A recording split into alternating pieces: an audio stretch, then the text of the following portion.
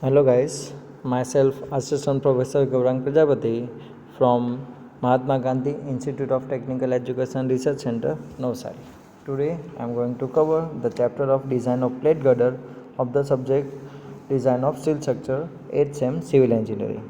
So first of all let's talk about its weightage. See, weightage in the previous examinations of the DSS are 28, 14, 25, 21, 21 and 21. So on an average the weightage of this chapter in the exam is 22, and as per the GTU criteria its weightage is minimum, that is 14 marks. Okay, so this is the theoretical criteria which has been asked from this chapter, and these are the examples which have been asked in the exam. So first of all let's start the chapter with the theoretical concept. Say, plate girder. So first of all, a plate girder is an I-beam built up from the plates using the bolting or riveting, or we can say welding. So first of all, basic concept of this one is plate girder is the build-up section. See, build-up section is such kind of section that roll section is not sufficient to carry out the heavy loads, or we can say the moment. So for that one we need to make the build-up section. So build-up section is the, we can say, combination of two or more sections of the roll section. Okay, then a plate girder is a deep flexible member used to carry the heavy loads over the long span. So that's its main advantages. Plate girder are used in structural applications where the bending moments and the shear forces developed over the long span beams are much more than the moment and shear resisting capacity of the available roll steel section. See, so this is the main reason why built-up section is used as a plate girder section. Means our regular roll sections which are available in the market, it is not, or we can say it is not that much capable of carrying the heavy loads over the longer span. So for that one what we need an additional sections which need to be connected with the roll section. See, this one is our typical roll section. Just a minute. See, this one is the typical cross section of our roll section. Okay, now this roll section is not sufficient to carry out the heavy load. So what we need to do, we need to add an extra section. We can say either it can be cover plate, or we can say the channel section, or anything, or channel section like this. Okay, so anything means it is a combination of, we can say, two sections. That's called the build-up section. Okay, the maximum build-up roll section which is available in the market is, we can say, up to the 600 mm depth, that is SMB 600, SWB 600. And usually in case of the plate girder, the depth of the wave is usually 1200 to 1400 mm. So that is one of the biggest reason why we need to apply the build-up section as the plate girder section. Now plate girders are deep flexural member used to carry out the heavy loads over the long span, which cannot be carried out economically by the roll sections, or we can say roll beams, even when they strengthened by the cover plates. Okay, so if we apply the cover plate, say, as I told you, this one is the typical cross section of the beam, or we can say the roll section. If I am applying only cover plate over here just to make it as a build-up section, then it will also not be economical. Okay, so for economical point of view, what we need to do, we need to design the flange plate separately, okay, as well as wave plate, and then we can connect it either by welding or bolting, or we can say riveting. Okay, so before the welding technology advanced, it was common practice to use the riveted, or we can say the bolted plate girder. Many railway bridges of the span 24 to 46 meter built like this, but this practice was given up in 1960s. Okay, then just a minute. Nowadays welded plate girders are the built which are aesthetically good and light in the weight as compared to the riveted or bolted plate girders. Okay, so this was the introduction of the plate girder section. Okay, then application of the plate girder. It is used as a highway bridge, railway bridge, deep girders provided in the power plants to support the bunkers, and as a gantry girder to support the crate girder. So these are the applications. Now let's talk about the advantages and disadvantages. So first of all, let's talk about the advantages. First of all, just a minute.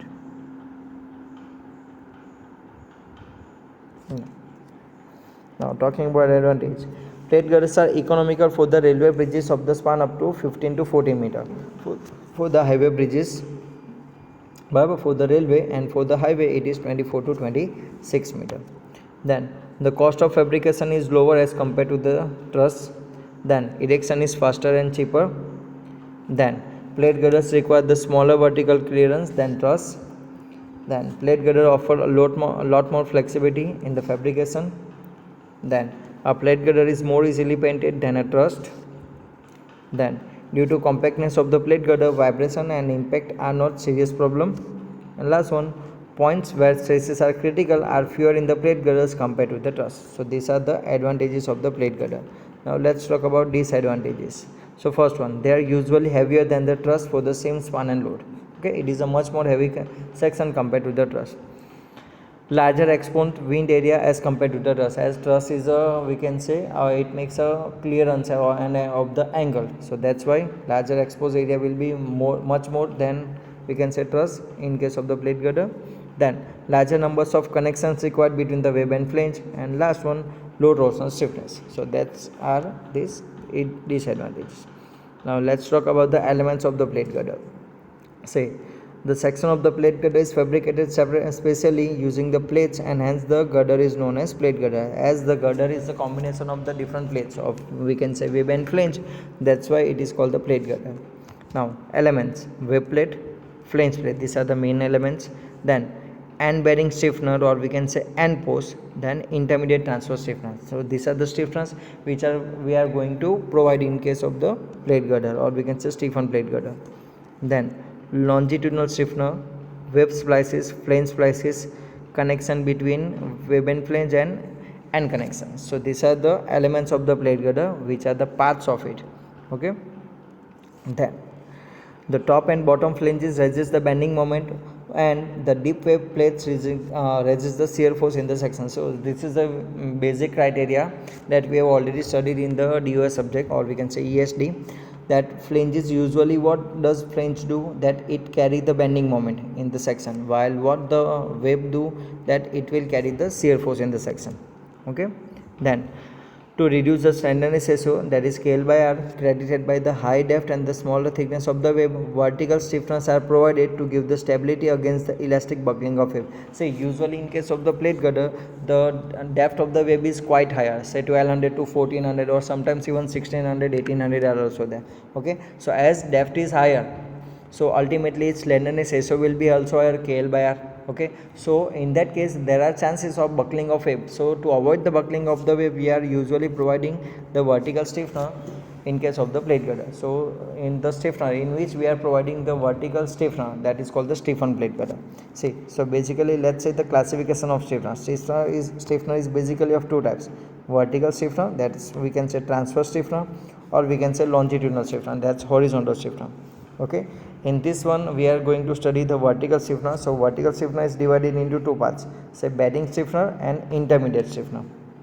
Okay, then even intermediate stiffener is also divided into two parts. Okay, that is not given in the theory, but it is also divided into two parts: load bedding stiffener and load carrying stiffener, that we will carry out in the design. Okay, so these are the criteria. So we are going to study the vertical stiffener, or we can say the transverse stiffener. Okay, bearing stiffener means it is also known as end bearing stiffener. See, end bearing stiffener are those stiffeners which are usually provided in the end. See, usually whether you are designing a unstiffened plate girder or stiffened plate girder, you will always need to provide end bearing stiffener, because reactions at the support will be quite much higher compared to the whole beam. Okay, so end bearing stiffeners are the essentially for any kind of beam, we can say stiffen or plate girder, while the stiffener in which we are going to provide the intermediate stiffener, it is known as stiffened plate girder. Okay, that is known as stiffened plate girder whenever we are providing intermediate stiffener.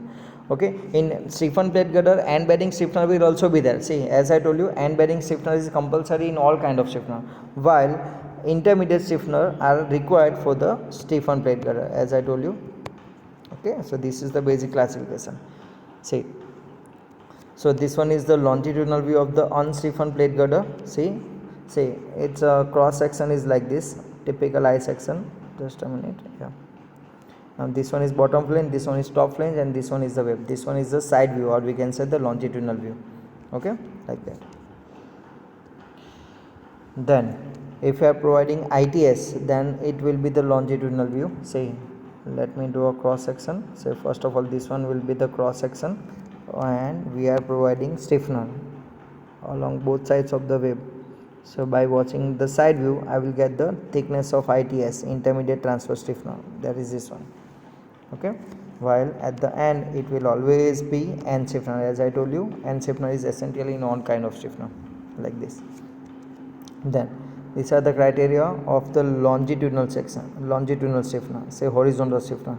Whenever the depth of the web is quite much higher, in those cases we need to provide longitudinal stiffener. But in this chapter we are not going to study the longitudinal stiffener, we are going to study the transverse stiffener. Okay, so these are some of the cross sections are given to us.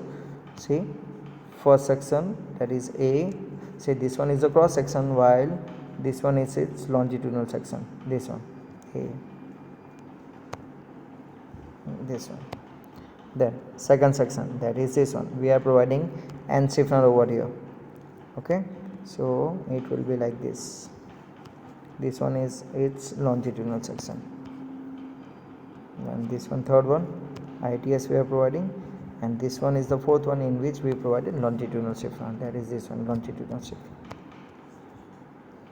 Okay, now in case of the longitudinal stiffener, say usually we are not going to study this one, but whenever we are providing longitudinal stiffener, so if we are providing only one longitudinal stiffener throughout the plate girder, it is provided at the center, we can say at the D/2.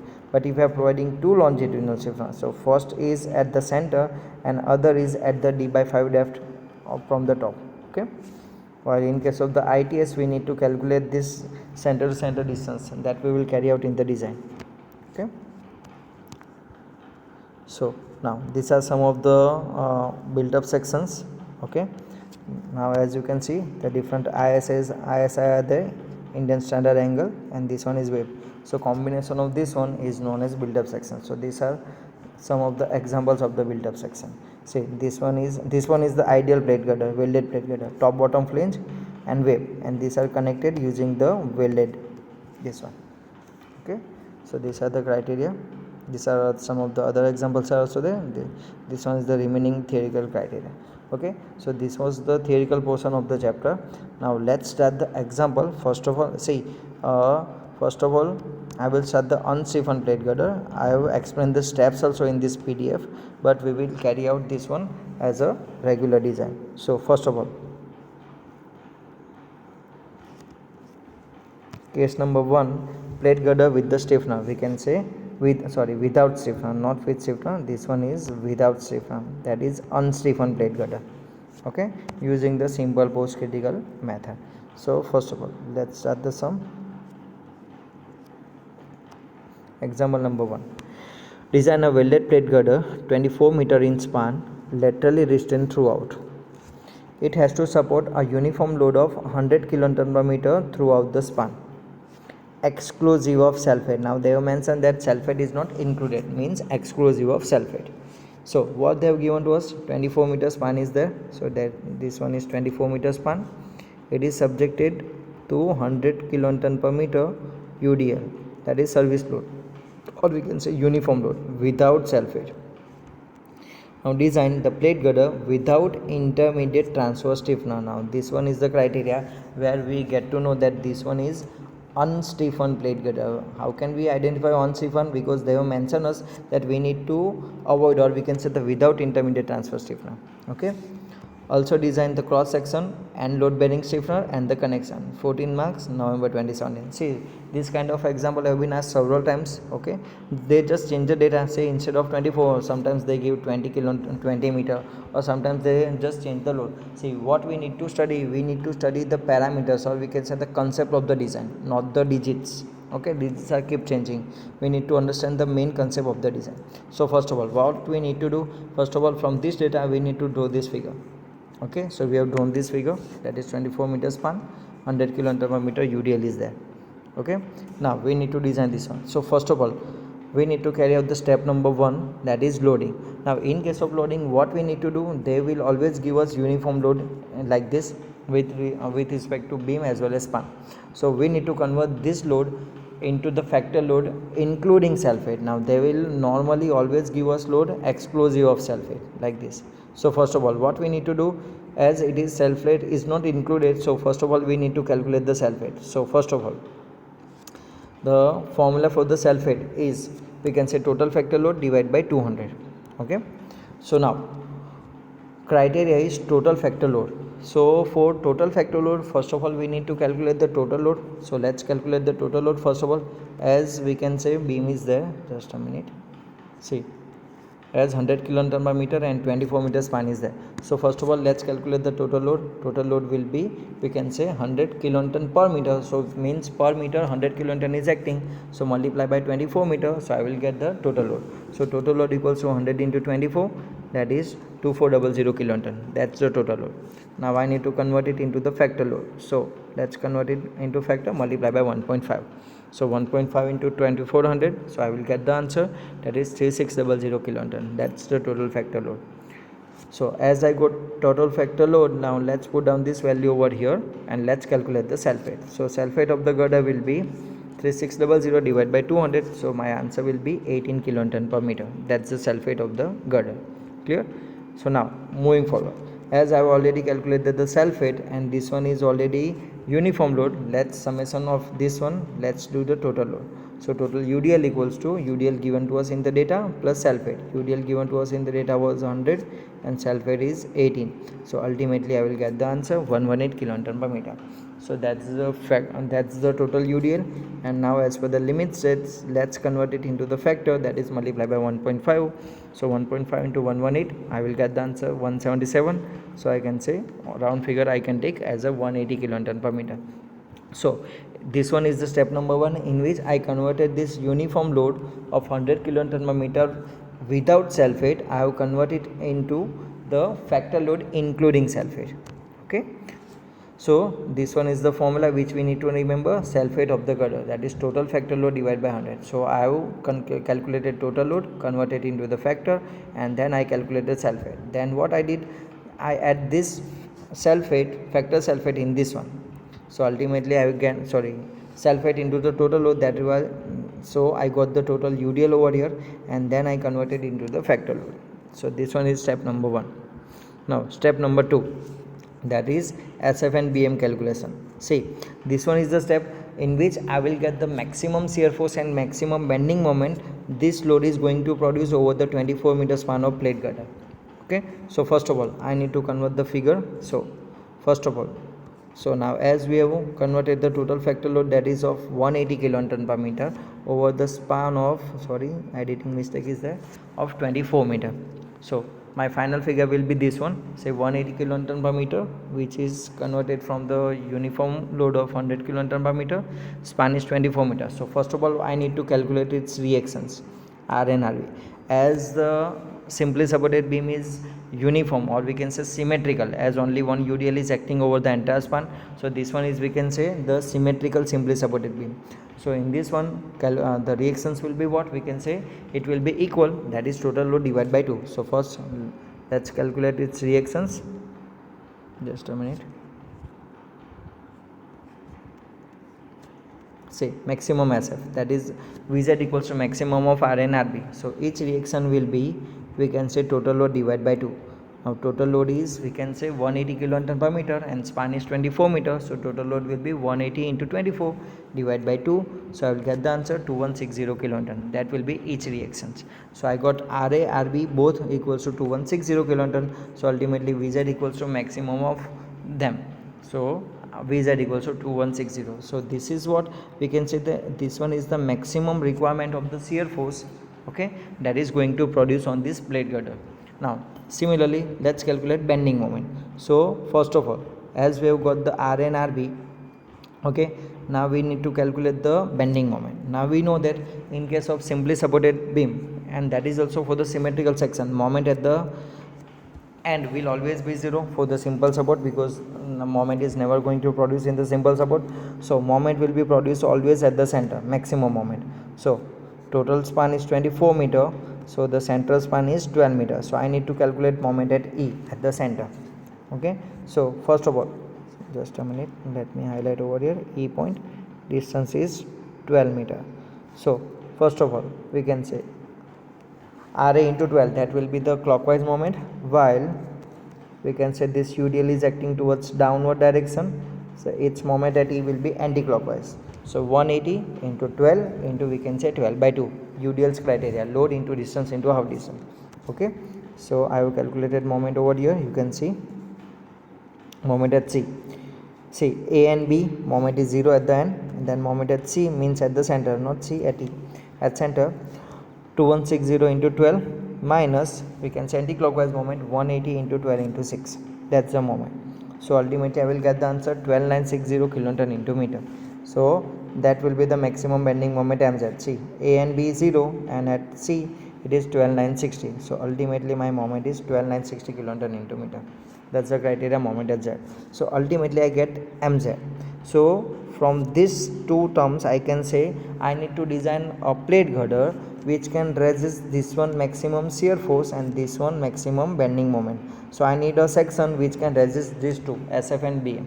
Okay, so now let's do its shear force and bending moment diagram, as we have already studying this one from the subject MOS 2160. Upward, see, basic rule of SF, upward plus downward minus. So 2160 upward, so 0 plus 2160, so I will get 2160. Then from A to P we are moving from left to right, 24 meters span is there. So what we need to do, we need to minus 180 into 24 from 2160, as total load will be 180 into 24. So ultimately it will give us answer minus 2160 over here at B. Now I have reached at B at 2160. Over here upward reaction of 2160 is there, so minus 2160 plus 2160, it will be 0.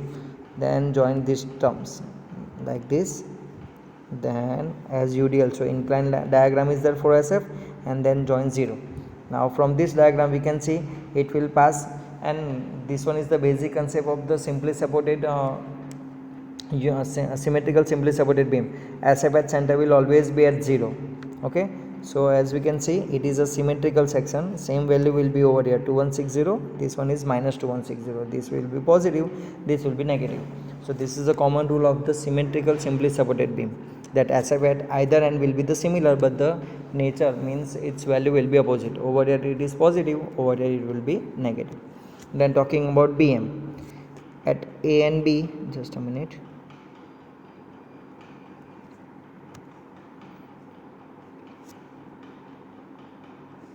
See, at A and B moment is 0, and at center moment is 12960, and just as it is UDL load over the entire span, so diagram will be parabolic curve like this.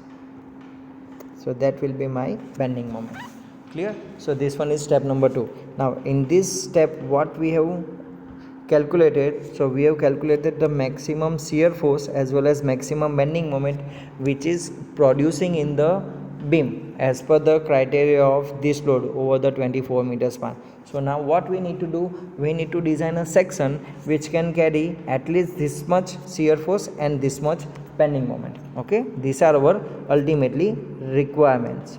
So that is step number 1 and 2. Now step number 3. Now in this step what we are going to do, as we have studied in the theory that plate girder is a built up section, so what we need to design, or we can say we need to decide dimensions of the plate girder by ourselves only. We are not going to take the roll section from the steel table, or we can say IS 800. We are going to design it by the ourselves, because plate girder is quite much higher sections which usually gets very heavy loads over it. Okay, so step number 3, that is section classification, and we are going to design this one from the entire, we can say, the IS code using the IS 800. So at the starting of the each and every step I have given the IS code criteria, so it will be beneficial you while you are practicing. Okay, so in this step we are going to use this IS codes criteria. In this step IS 800 clause 8.6.1.1 page number 63. Similarly over here 8.4.2.1 page number 59 and table number 2 page number 18. Now that much criteria. Okay, so first of all, web plate. See, this one is my I section, just a minute. This one is I section. So first of all I am going to design this dimension. See, its depth and its thickness of web, that is TW. Okay, so first of all we need to remember this formula for the web. Optimum depth of girder D equals to mk by fy raised to 0.33. This one is the formula you need to remember. Talking about unknown terms, where m that is maximum bending moment, that we have already calculated in step number 2, that is 12960 into 10 raised to 6.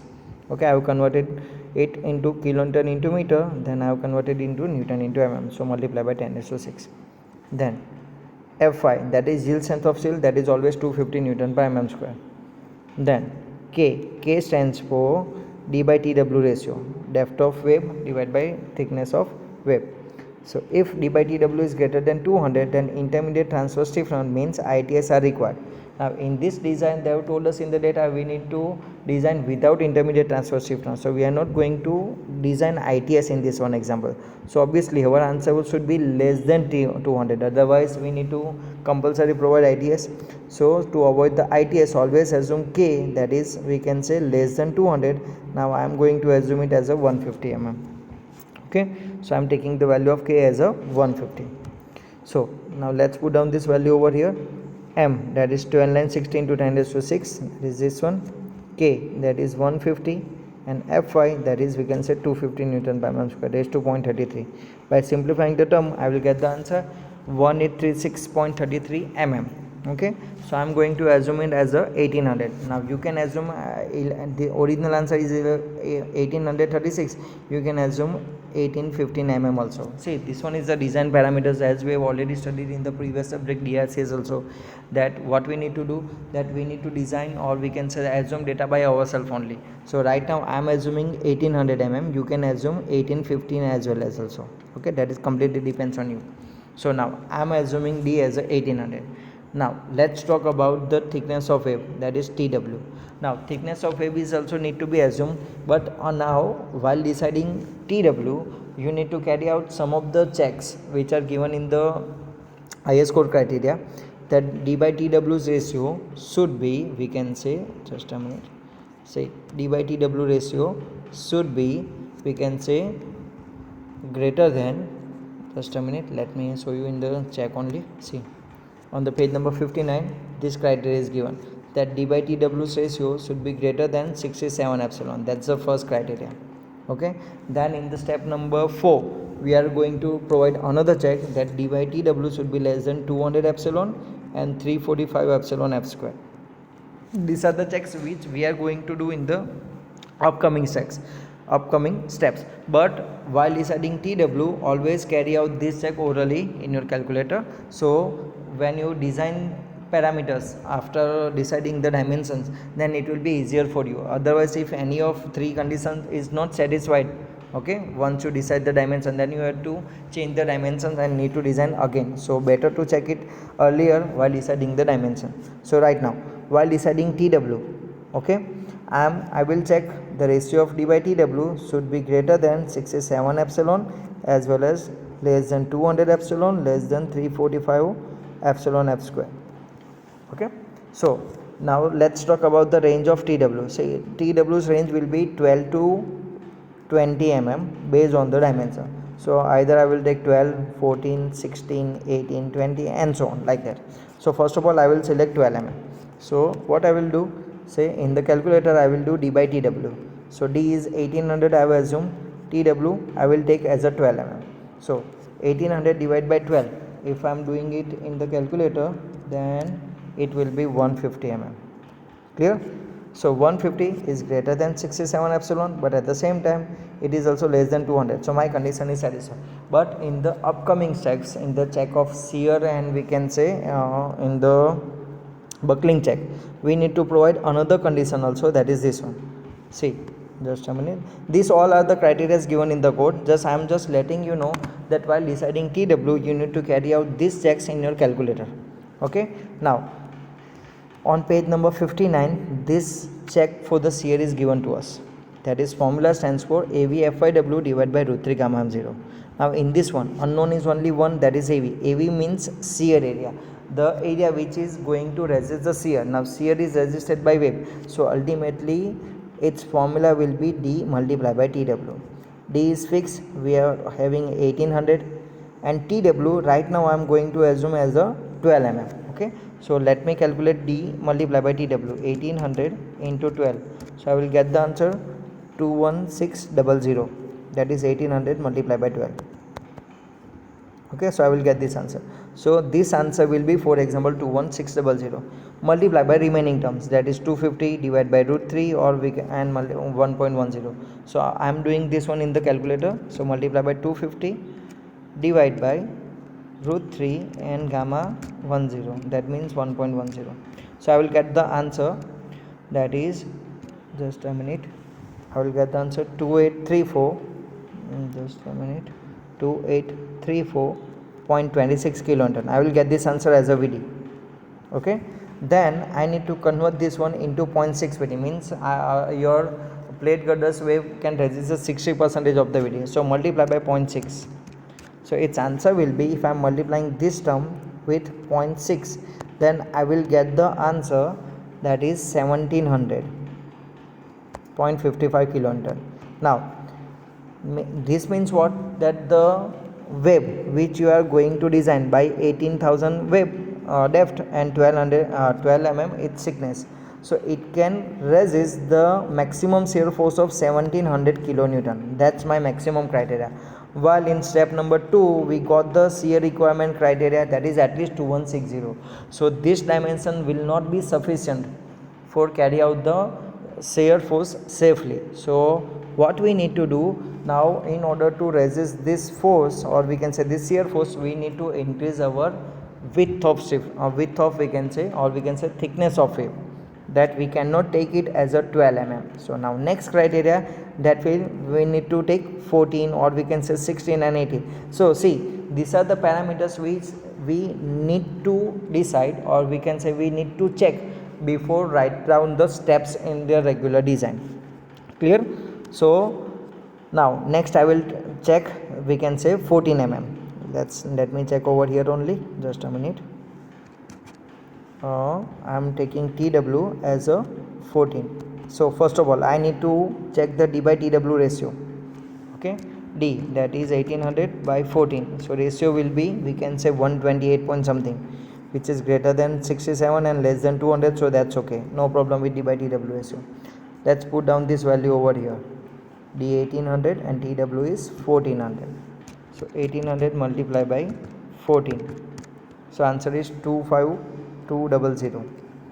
Okay, now let's put down this value over here. Multiply by 250 divided by root 3 into 1.10 and multiply by 0.6 this term. So I will get the answer 1983. Just a minute, yeah, I will get the answer 1983.98 kilonewton. That's 0.6 VD. Okay, if I am taking thickness of web as 14 mm, then also it is not sufficient to carry out this check. So I need to change my thickness of web once again. Then I will take the thickness of web as 16 mm. So 1800 divided by 16, answer is 112.5. Clear? Which is greater than 67 epsilon and less than, we can say, 200 epsilon. So ratios condition has been satisfied. Then over here you can see D multiplied by TW, that is 1800 multiplied by 16. I will get 2880. Put down this value over here and let's get this value in the calci and then multiply it with the 0.6. I will get this answer 2260, which is greater than our requirement criteria of SF, so that I can take 16 mm as a wave thickness. See, right now I am just in the step number 3, but I am checking all these details in the calculator before doing my, or we can say, deciding the thickness of wave. These are the regular requirement criteria in the design of plate girder. Always do sums like this, otherwise what will happen if you don't check?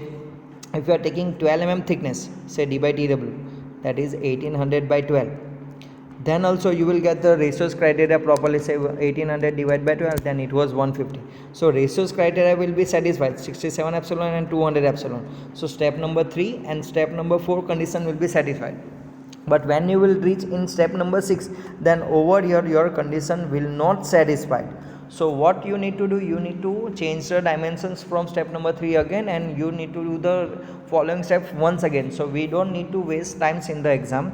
So what we need to do, we need to orally cross check this one AV while deciding TW. Okay, so right now, so hope so you have got the reason why I am checking all these details. So right now I am going to take the thickness of web as a 1600 mm. So hope so why you have got the idea why I have not taken 12 mm as a thickness. Okay, so I am taking it as a 16 mm thickness. So now let's check the criteria. Now this criteria is given in the code. Just a minute, let me take a code. Okay, so in the code page number 59, just a minute.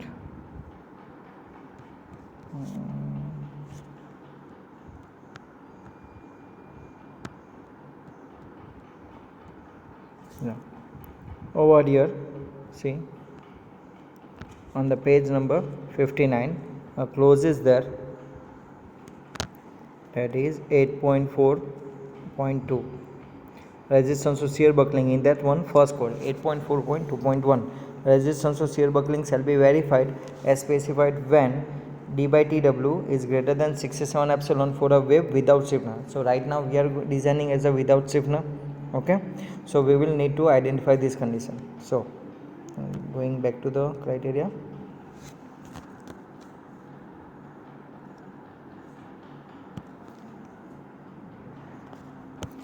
So 8.4.2.1, page number 59, check for the shear buckling of wave. D by tw, say 1800 divided by 16, our ratio has come 112.5, so which is greater than 67 epsilon, hence okay. So size of the wave plate is sufficient, that is 1800 multiplied by 1600. As well as we have already checked the shear criteria also in the calculator. Okay, next, now let's talk about the flange dimension. So first of all, for that one we need to calculate the area of flange. Say first of all, give the assume that the bending moment is resisted by flange only. We have seen this one in the theoretical criteria. So now area of one flange, the formula stands for AF equals to m into gamma m0 divided by Fy into d. Let's talk about the unknown parameters, where m, that is maximum bending moment, mz, that is already we have calculated in step number 2, 12,960 kilonewton into meter. I have converted into newton into mm, mz. Then gamma m0, partial safety factor 1.10, Fy, yield strength of steel 250 Newton per mm square, and D, depth of web, that is 1800. We have just calculated earlier. Okay, so we have all these parameters. Let's put down this value over here in this equation. So I will get M 12,916 to 10 raised to 6, gamma M0 1.10, Fy, that is 250, and D, that is 1800. By simplifying this one, I will get the area, that is 31680 mm square. So this one is the area of the one flange. Now let's use another core condition, that is, just a minute, let me take you to the core first of all for that one.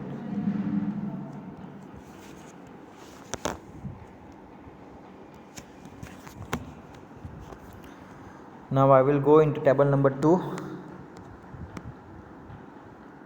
in which section classifications are given to us for the entire sections, rolls as well as weld up section. Say table number 2, page number 18. So for that one, table number 2, limiting with 2 thickness ratio. So for that one we will use this condition, outstanding element of compression flange, and over 2 sections are there, roll section as well as welded section, in which I will select the welded section. Why? Because we have already studied that plate girder is a built up section. We will going to design plates separately and then we will join it by either welded or bolted, like that, or we can say riveted. So we are not going to design as a roll section, so I will take the welded section. For that one, condition is given to us B by TF, and for that one, class 1 plastic, our condition stands for 8.4 TF. Means what? That the ratio of B by TF should be less than 8.4 epsilon. This one will be my condition. Okay, so outstanding element of compression flange, in that one I will take the welded section. In that one I will take the condition for class 1 plastic, B by TF should be less than 8.4 epsilon. Okay, where epsilon equals to, we can say this one, 250 by Fy raised to 1 by 2.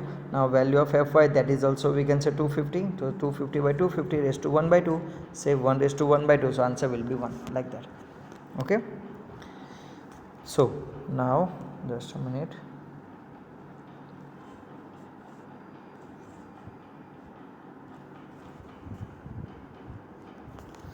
So I am going to use that formula over here.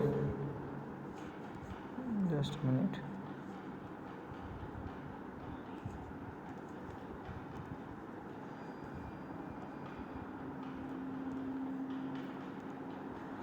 See, for compression flange with the welded section for plastic, now as per the code as 800 table 2 page number 18, B by TF should be less than 8.4 epsilon. Okay, so by cross multiplication I can say B equals to 8.4 TF as epsilon equals to 1. So now say area of one flange, that will be, we can say, BF multiply by, we can say, TF. Okay, so AF equals to BF by TF. Now already we have studied in the previous subject that this will be B, so we can say BF equals to, I can write down twice times B. Okay, so I have used the condition, so let's put down the value of BF, that is equals to twice B into TF. Now we have already this relation, B equals to 8.4 TF. Let's put down this equation over here. So 2 times 8.4 TF into TF. By simplifying this one, I will get AF equals to 16.8 TF square. Clear? Now that's the criteria of AF. Now we have already calculated area of one flange over here, that is 31680. Let's put down this value over here. 31680 equals to 16.8 into TF square. So only one unknown is there in the formula. So let's calculate TF. So TF will be 43.42 mm. So ultimately, but let's take the round figure value, that is 50 mm. So I have taken the thickness of flange, that is as 50 mm. Now I need this value BF. So I am using the same relation, AF equals to BF multiplied by TF. So BF equals to AF by TF. AF we have already calculated 316880 sorry, and TF, that is 50. By simplifying this one, I will get the BF, that is 633.6 mm. Okay, so let's take the round figure value 650 mm. But whenever you are taking this value, round figure value, let's cross check the criteria that B by TF should be less than this condition, that is 8.4. B means BF by 2. Okay, BF is 650, so 650 by 2, that will be 325. So B is 325, so B by TF 325 by 50. Okay, let me check this one in the calculator. 350 by 50, I will get the answer, that is 6.5, which is well below 8.4, hence okay. Okay, so condition is satisfied. So whenever you are deciding the criteria, means dimension, always check the core criteria before that one in the calculator and then decide the final dimension. So right now that is sufficient. So now I can say the size of the flange is sufficient, that is 650 by 550 by 50 mm. So now I can draw this figure. So let's draw the I section. Okay, now BF, that is 650 by TF, that is 50, same dimension at the bottom. While talking about web, that is, we can say this one is 1800, okay, and this one is, we can say, 16. Overall depth will be 50, 1850, so overall depth will be, we can say, 1900 mm, that is this one. So TF and BF is that. Now next, so what we have done in the step number 3, that in the step number 3 we have decided the dimension of web, and we have already checked provided the check for the calculation in our calculator for the web criteria and for the flange criteria also. Now step number 4, now this one we have already calculated in the calculator. Now just we need to solve this one in the exam. Just a minute. Step number 4, that is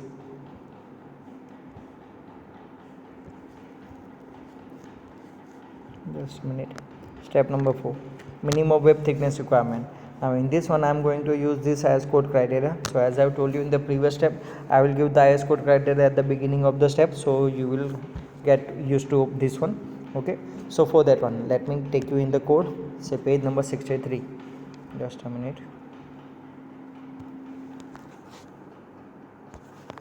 Page number 63 criteria.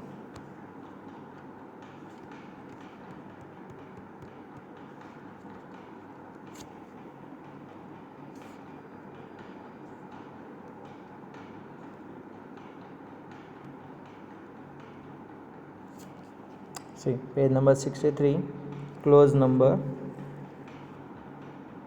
just a minute, 8.6. design of beams and plate girders with the solid wave, and in that one first clause 8.6.1 minimum wave thickness requirement, in that one first one 8.6.1.1 serviceability requirement, and in that what first one, that is A, when transfer stiffness are not provided, as we are designing unstiffened plate girder, so D by TW ratio should be less than 200 epsilon. We have already checked this one in the calculator while deciding the TW. Okay, that will be the criteria of page number 63. Okay, so let's go down in our example. See, serviceability requirement 8.6.1.1a, page number 63. When transfer stiffness are not provided, ratio of D by TW, that is 1800 divided by 16. Our answer is 112.5.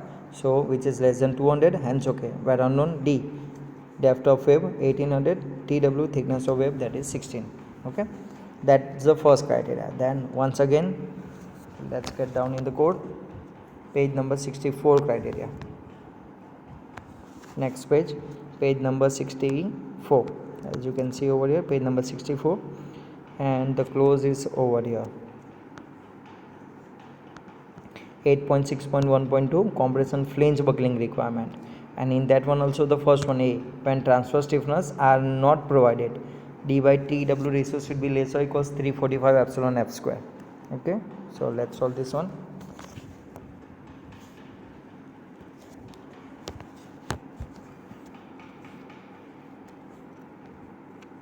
See, page number 64, 8.6.1.2a, when transfer stiffness compression flange buckling requirement, and in that one first one, when transfer stiffness are not provided, same ratio D by TW 112.5, which is less than 345 epsilon F square, hence okay.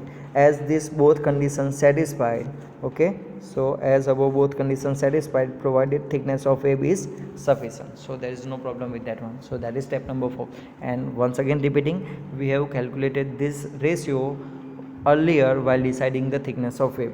Okay, now step number 5, that is check for the plastic moment capacity. Now we have already discussed this one in the theory also, that moment will be, means bending moment will be resisted by flange only, so we need to check the dimensions of the flange over here. Okay, we have decided the dimension of the flange, that is, you can see over here 650 by 50, like that. Okay, and while deciding this one, I have already checked the ratio of B by TF. Okay, it should be less than 8.4, so that we will carry out over here right now, and we have already done this one in the calculator. So first one, section classification criteria for flange, B by TF should be less than 8.4, where B, BF by 2, 650 by 2, so 325, and TF, thickness of flange 50, so we can say 325 divided by 50, answer is 6.5, which is less than 8.4 as per the table number 2 criteria. And it's okay, our flanges are of plastic section. Okay, we have already carried out this check earlier also. So now as my flange is plastic, now I need to carry out, or we can say the calculate the maximum moment capacity of this flange. So for that one, I will need to go into the code, page number 53. Just a minute, page number 53.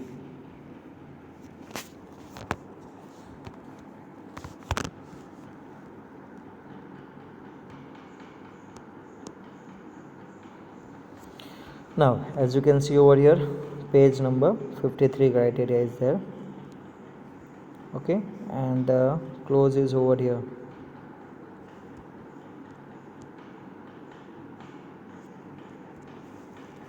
(8.2.1.2). Okay, when the factor design shear force does not exceed, over here, see this, the design bending strength, the formula is given over there, MD equals to beta B ZP Fi by gamma m0, where unknown parameters beta B, so beta B is over here 1 for plastic and compact section. We have already provided check that our flange are plastic, so beta B will be 1. ZP, that is plastic section modulus, then Fi, that is always 250, and gamma m0, that is 1.10. so let's put down this value over here. See, this moments formula is the main formula for calculating any section's bending moment capacity. Okay, you can use this one in the entire duraces. So first of all, I am putting down this value, MD equals to beta B ZP Fy by gamma m0 as per this clause 8.2.1.2 page number 53. Unknown parameter. First of all, beta B, that is 1 for plastic and convex section of flanges are plastic, so beta B will be 1. Fy 250 and gamma m0 1.10. Now the unknown is ZP. ZP means plastic section modulus at the ZZ axis. So for that one, I need to go to the figure, this one. See, ZP means plastic section modulus. We are calculating the plastic moment capacity of the flange. So what we need to do, we need to calculate this plastic section modulus of this flanges with respect to ZZ axis. Means we need to calculate its area and its CG. Now let's talk about first of all area. Area is 650 multiplied by 50. That will be its area. 650 multiplied by 50. Let's talk about its CG. Say with respect to YY axis. ZZ axis. Its CG will be always at the center. So I need these dimensions with respect to center. So this will be, we can say, thickness of flange by 2. We can say 50 by 2. First dimension this one. Plus I need this dimension. Okay, I have separately. So depth of AB is 1800, so this will be, we can say, D by 2. We can say 1800 by 2. That means 900 mm. So 1800 divided by 2. Okay, similarly these flange dimensions, or we can say area and CG, will be done in the similar manner. So whole multiply by, we can say, this whole multiply by 2. That will be my ZP. So ultimately what I am doing, I am taking the area of the flange and multiplying with its CG with respect to center, and whole multiplying with the 2 times. Okay, so I have calculated over here same manner. See, ZP plastic section modulus at ZZ axis, area of flange 650 by 50 and its CG, flange CG 50 by 2 and wave CG is 1800 by 2 and whole multiply by 2. So ultimately I will get the answer, that is 16.13 into 10 raised to 6 mm raised to cube. Okay, so once I get all this value, let's put down this all value in this formula. So beta B, that is 1, ZP 60.13 into 10 raised to 6, Fy, that is 250 and gamma m0, that is 1.10. By simplifying the term, I will get the answer 13664.77 into 10 raised to 6 Newton into mm. Let's convert it into kilonewton into meter, multiply by 10 raised to minus 6. Now what does this indicate? That the flange which I have designed, that is 650 of 50 mm, this can carry maximum of bending moment of this one, that is up to 13,000 kilonewton into meter, which should be greater than our maximum bending moment requirement criteria, which we have already calculated in step number 2. It should be greater than that one. Let me check over here. You can see our requirement was 12,960 kilonewton into meter. This was our requirement, and the flange which I have designed, it can resist the maximum moment of, we can say, 13,664, which is greater than 12,960 kilonewton into meter. Hence, okay, if this condition doesn't satisfied, that means your assumed dimensions of the flange are not sufficient. You need to change those dimensions. Okay, so always remember the condition which you need to satisfy. Okay, that is step number 5. So in this step, what we have done, we have checked the moment capacity of the flange which we have designed. Now in this step number 6, in this one we are going to check for the shear. We have already done this calculation in our calculator while deciding the dimension of the thickness of wave. So and for this one also we need to go into the code. So first let me take you to the code, page number 59 criteria. So page number 59, just a minute. Yeah, just a minute. We are on page number 59. Okay, clause number 8.4. See here, over here they have given us equation V less or equals to VD, where VD stands for Vn by gamma m0. So we can say V equals to, we can say, Vn by gamma m0, like that. Okay, then in next clause, say 8.4.1, they have given Vn equals to Vp. Just a minute. Yeah, Vn equals to this Vn equals to Vp, and Vp's formula is given over here, AVFIW divided by root 3. Now let's put down this Vp over here and this Vn's value over here. So ultimately what I will get, V equals to Vd, or we can say Vn, okay, by gamma m0, while Vn's value is, we can say AV FIW divided by root 3, that is the value of Vn, this all three terms, okay, while this gamma m0 will be put over here. So ultimately we will get this formula, that is, we can say Vd, okay. So ultimately our formula will be this one of Vd. Then in the previous close of the moment which we have calculated, just a minute, page number 53, the MD's formula.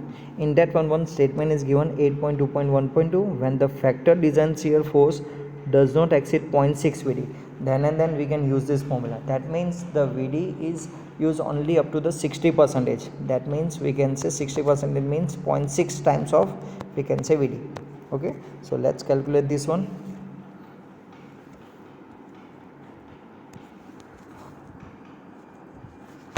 So Vd as per page number 59 close, AVFIW divided by root 3 gamma m0, where unknown AV means for the built up section, AV means shear area, the area which can resist the shear. That means the wave is the one which usually resists the shear criteria. So D multiplied by TW, that is 1800 multiplied by 16. So our answer will be 28800 mm square. That's the criteria of AV.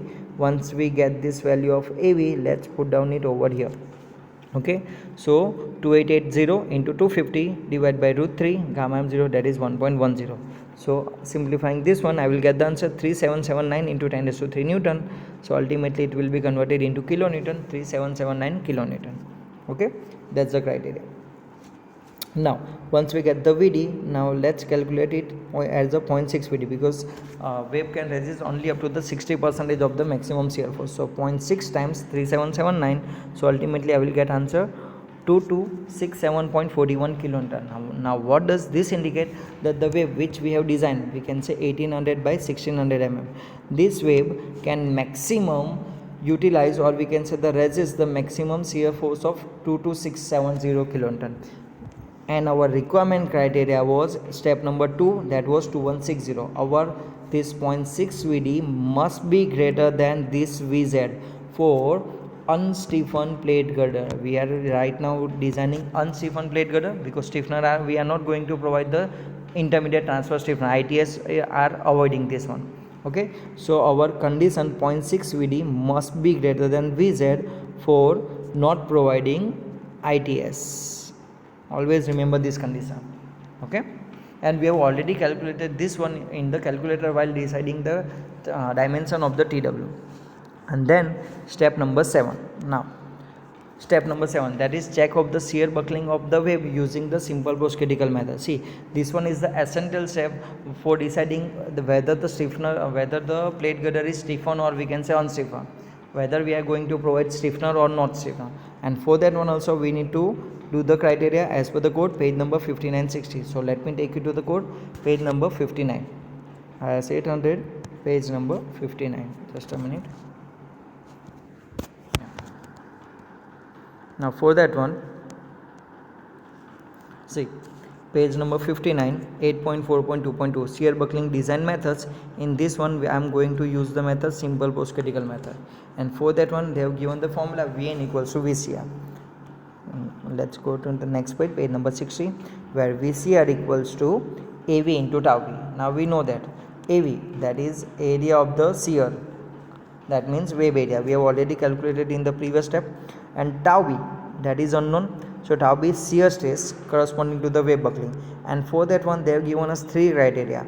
Say tau b is equals to FIW divided by root 3 for lambda w less or equals to 0.8.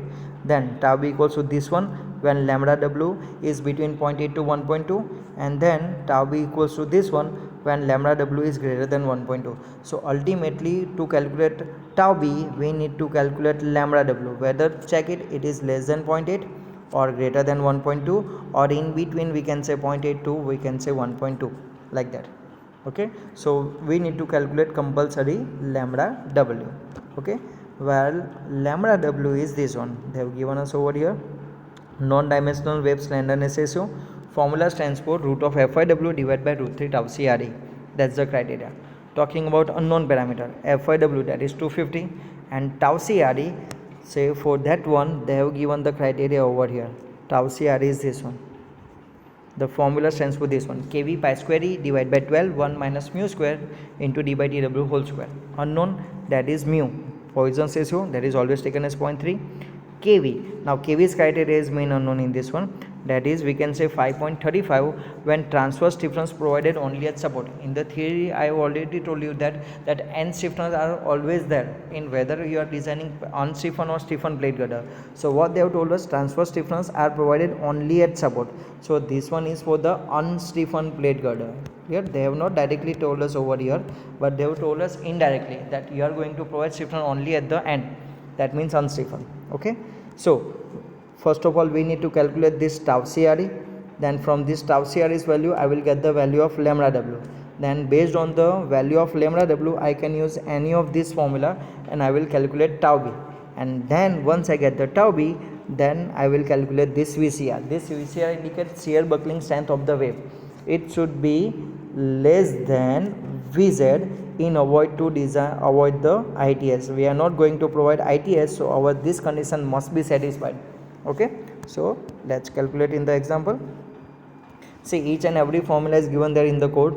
Okay, you just need to remember the close and page number of the code. Okay, so first step number 7, check for the shear buckling of the wave using the simple Bose-Critical method. So as per the close number 8.4.2.2a, page number 59 and 60, I am going to use this formula, VCR equals to AV into tau b, where first of all AV we have already calculated this value in step number 6, d multiplied by TW, that is we can say 28800. Okay, now as we have already discussed that in order to calculate tau b, okay, we need to calculate in order to calculate tau b we need to calculate lambda w. Okay, and on the base of the lambda w we will get this value. So first of all I will calculate the sum by the opposite manner, say tau CRE I will calculate. So tau CRE is formula kV pi square e divided by 12 1 minus mu square into d by tw whole square. Unknown, mu Poisson's ratio, that is 0.3, E modulus of elasticity of steel, that is always 2 into 10 raised to 5, and kV as we have discussed, whenever we are providing stiffener at the support, kV's value is 5.35. so let's put down this value over here, kV 5.35 pi square E, that is 2 into 10 raised to 5 divided by 12 1 minus mu square, that is 1 minus 0.3 square, d by tw square, that is 1800 divided by 16 whole raised to square. So ultimately I will get the answer 76.41 Newton per mm square. So once I get the tau CRE, now let's put down this value in the lambda w's formula. So lambda w, root of FIW divided by root 3 tau CRE, that is 250 divided by root 3 tau CRE, that is 76.41. So I will get the answer 1.37. Now in the code they have given lambda w 3 condition, less than 0.8, we can say greater than 1.2, and in between 0.8 to 1.2. So third condition is satisfied, greater than 1.2. so I will use the criteria of the third condition, tau b, that is FIW divided by root 3 lambda w square. FIW 250 root 3 lambda w, that is 1.37 square. So ultimately I will get the answer 76.41 Newton per mm square.